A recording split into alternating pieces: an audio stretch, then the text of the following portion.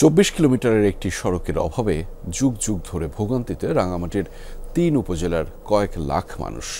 ৫ বছর আগে সেতু নির্মিত হলেও সড়ক নেই, ফলে সড়ক যোগাযোগ বিচ্ছিন্ন, ব্যাহত হচ্ছে যাতায়াত, পণ্য পরিবহন, ব্যবসা বাণিজ্য ও দাপ্তরিক কাজও।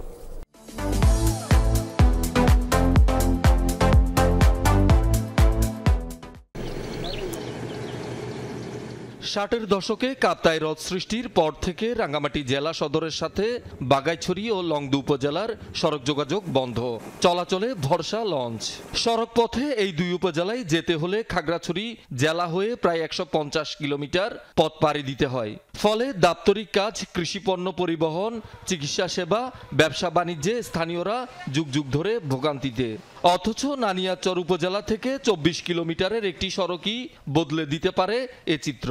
৫ বছর আগে নানিয়ারচরে চেঙ্গি নদীর উপর শত কোটি টাকা ব্যয়ে সেতু নির্মিত হলেও সড়ক নির্মাণের কোনো খবর নেই।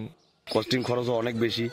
এই লঞ্চে অনেক সময় দেখা যায় যে নিতে যায় অনেক মাল নষ্ট হয়ে যায়। রোদটা হইলে কি হয়, আমার মাল সাবানা নিতে খুব ভালো লাগবো। আর দূরত্ব যাইতে পারবো ২৪ কিলো, আর খাগড়াছড়ি ওই দিক দিয়ে ঘুরে যাইলে আমার লাগে ১০০ কিলোর মতো। লঞ্চে গেলে আমরা আজকে গেলে কিন্তু আজকে আসতে পারি না। তাও যদি হয়ে গেলে মানে ২ ঘন্টা ৩ ঘন্টার মতো মানে রাঙামাটি মানে আওয়া সুবিধা হবে।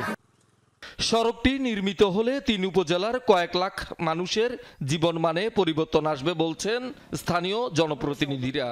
রোদটা হলে পরে তখন তো আপনার দেখবেন মানুষের অনেক সহজ আয় হবে এবং তাদের উৎপাদিত পণ্যগুলো সহজে বাজারজাত করতে পারবে। সড়ক নির্মাণের প্রকল্প প্রস্তাব মন্ত্রণালয়ে দীর্ঘদিন ধরে ফাইলবন্দি।